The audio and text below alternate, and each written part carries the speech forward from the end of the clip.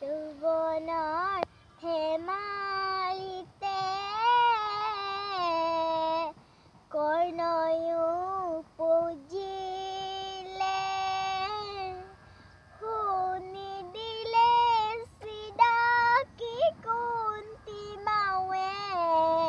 নিজ পুত্ৰক এটি পাচিত উটাই দিলে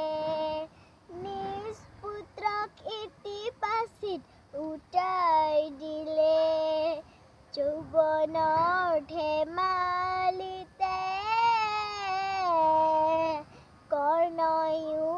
পুজিলে শুনি দিলে চিনাকি কুন্তি মাৱে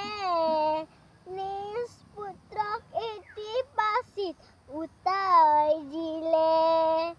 নিজ পুত্ৰক এটি পাচিত উটাই দিলে